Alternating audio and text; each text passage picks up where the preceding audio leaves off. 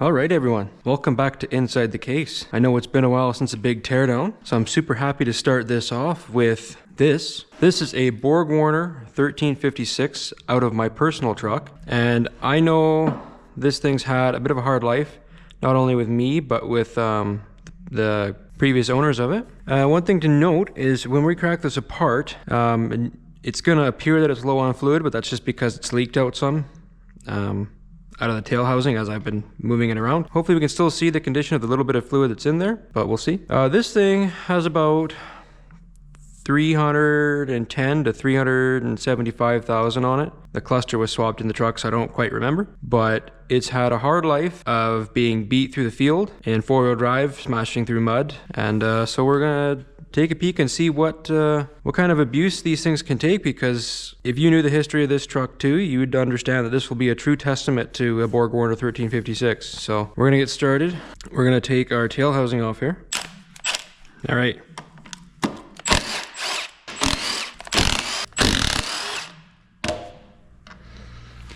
These T cases are pretty quick to have apart, so this shouldn't be a super long video.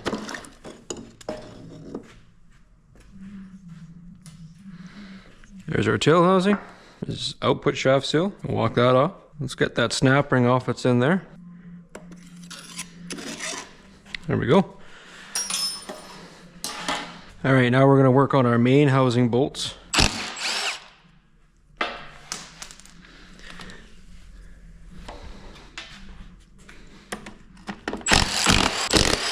All right, there's all our main case bolts out. I'm really excited to see what the inside looks like. I mean, we can see some fluid here. It doesn't look, it's a little burnt, but it doesn't look that bad so far. I'm gonna grab another pry bar here.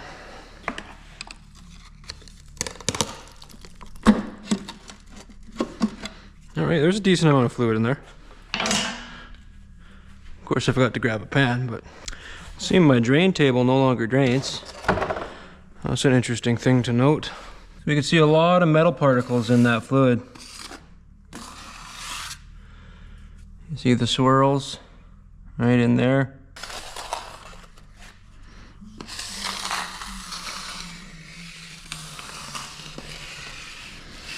Well, it would seem like I am going to have to adjust my table eventually.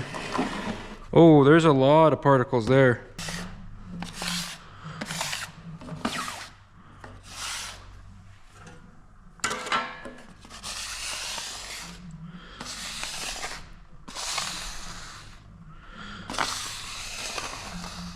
Oh man, there's metal and glitter everywhere. All right, let's finish cracking this open. Working it off that dowel. There we are. All right, here's the moment of truth.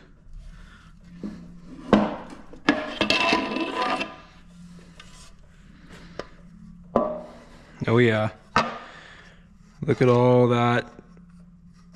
That's all metal buildup, all up in there. You can see all the metal. I want to put this back on because I forgot to show the slop in the chain.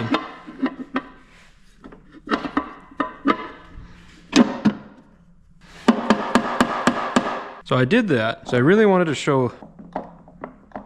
I'm holding the output shaft and I can spin the front output quite a bit. So there's a lot of slop in there. It's definitely a high mileage unit. Now I can take that back off.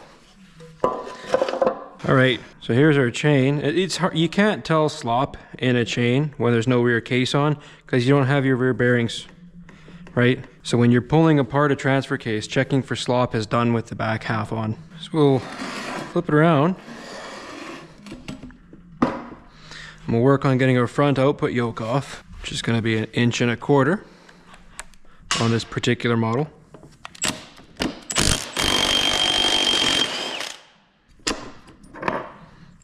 There we go. Because I want to get the snap ring off that holds the drive gear to our front output shaft. We found him. He didn't go too far. There we go. There's our front output. Well, that sprocket looks to be in good shape. There's a little bit of marking on it, but it's nothing that would warrant it unusable. Here's our front output shaft, and that's of course going to be fine. Actually, I shouldn't say that. Let's check that bearing surface. Yeah, there's nothing we can grab with our nail, so that's a nice shaft. Now our chain here is likely one of the biggest culprits of all that metal. There's a lot of little marks in the teeth where it would have grabbed the gear, or sprocket rather. So I would go ahead and I would warrant, or I would say that that chain is not usable, especially with the play we saw in it. Oh, look at the mess in here. Not just fine particles, but there's large particles too. Like, well, let's get the magnet out. Look at how like it's coming off, and like that's a disco party if I've ever seen it. There's a big chunk. Holy cow. There's a big chunk of something. You can kind of see it there. And just a huge buildup of stuff. This thing was ran hard and probably low on fluid several times. Look at another big chunk. There's definitely some carnage in there. I'm excited to get into this section where we're going to see a lot more of that wear. This is obviously the pickup for our oil pump. Output shaft. All right.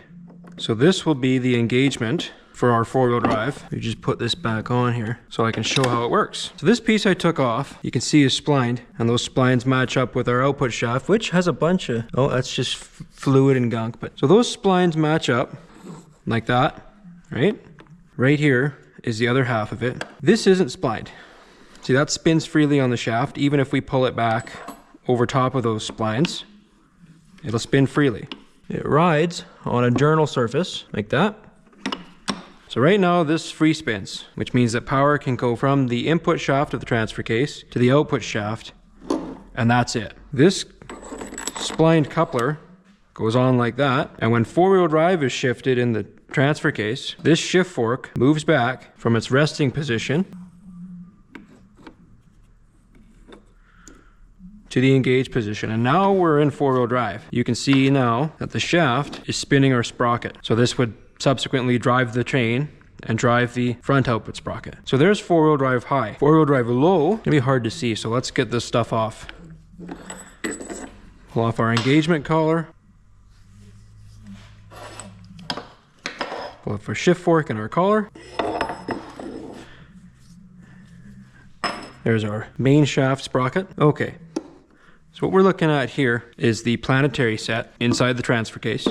And you'll get a better look at it here in just a minute, but I want to explain it quick. Right in here is the planet gear for the planetary set. Planetary gears work with a ring gear, planet pinions, and then a sun gear. So excuse me, this is our sun gear here attached to this collar. And when you engage 4 low, you are engaging this sun gear into the planet pinions, which causes a reduction.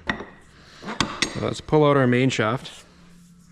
This has our oil pump on it. Actually, let's take a look at it and check it for wear. There's a bit of excessive wear there on the front. No gouges or anything. The shaft looks all right. Okay, so here's a better look at that planetary set. Let's get our shift fork out of the way here. The hands are slipping on this pin. There we go. So that's the rail that our forks ride on. Here's our four-wheel drive low shift fork. And here is our sun gear.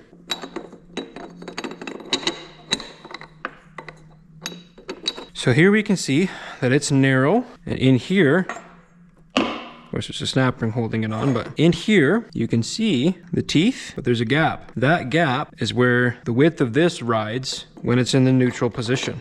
And when I say neutral, I mean four-wheel drive low is not engaged. Then our shift collar pushes the sun gear into the planet pinions and gives us our reduction. So our ring gear is fixed into the case, and our planet is the input shaft. And then this is the drive on the output shaft. So normally the main shaft, which is splined into this collar, rides on this first set of teeth. And you can see that spins the sun gear at the same speed as the planet carrier, or at the same speed as the input shaft. So what this means is that we have a 1-to-1 or direct drive. There's no reduction. This would be two-wheel drive high and four-wheel drive high. In here, is our neutral position. So we have no power being transmitted from the input shaft to this collar. And then we push it forward, we engage the reduction. Kind of an interesting piece of engineering. Planetary gear sets are in almost every transmission, every automatic transmission, and they're quite often used to form functions like reductions and reverse. And in this case, we even have the ability for direct drive, which is kind of neat. There's our shift collar. Now we're going to flip over our case.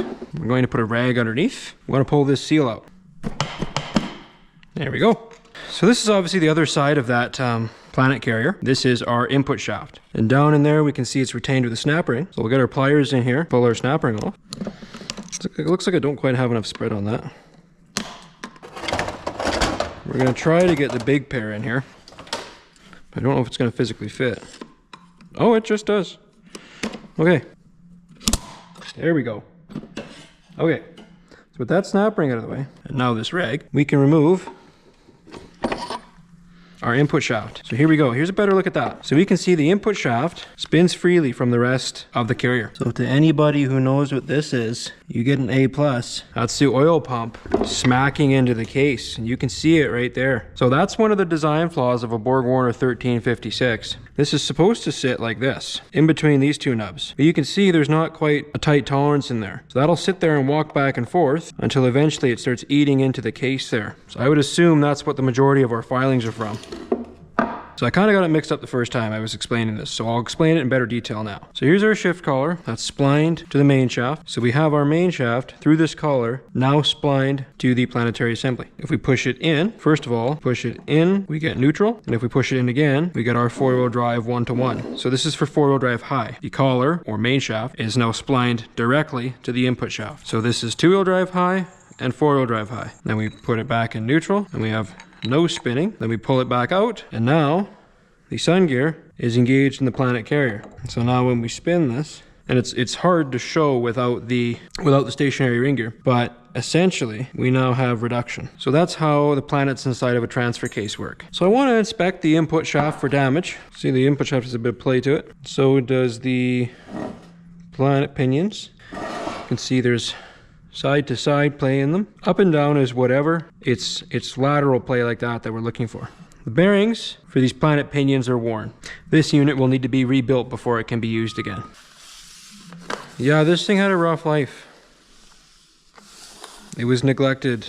Some little bonus footage for you, I guess. Some table cleaning ASMR. Alright, so this thing was pretty clapped out. I was running this in my truck for a little while, and the previous owners were running it for a while too. But I mean, this thing, we opened it up. I mean, you saw it was just a mess of grimy gunk and glitter and everything. But all that being said, this thing still worked. It was going and going and going, and yeah, it was worn. Yeah, it probably made noise, but, well, actually, I guarantee it made noise, but still, it was going and going and going with excessive chain slap in it, with all the bearing play in these. I mean, those definitely aren't great. They could be worse, but they're definitely not great. I mean, all the slop in the chain that it had. But there's still, you can see I've kind of separated, there's still quite a lot of usable parts from this transfer case. Our shaft is in excellent shape. Both our main shaft and our front output shaft, that is. Our shift forks are awesome. There's no real wear mark on the teeth here from sloppy engagement or, you know, on the fly shifting, which you're technically not supposed to do with this transfer case for that reason. You see there's no synchronizer in this setup, so this was definitely a shift at a standstill type of transfer case. But yeah, a true testament to how much damage and abuse one of these can have and still keep going. I mean, I'm actually really surprised. I can't believe that I was running this in my truck and the fact that it was still going. I'm much happier with the driveline that I have now and our 7.3 IDI swapped F250, but this is crazy. I'm actually blown away by all the slop in here and all the glitter that came out of it. Yeah. So anyways, that's how you tear down a BorgWarner 1356 transfer case found in the OBS Ford series of trucks. If you enjoy this type of content, definitely stick around, give us a like and a subscribe, and it helps the channel grow, and we post pretty regularly. Once again, I hope you enjoyed. Thank you very much for watching, and I'll see you in the next one.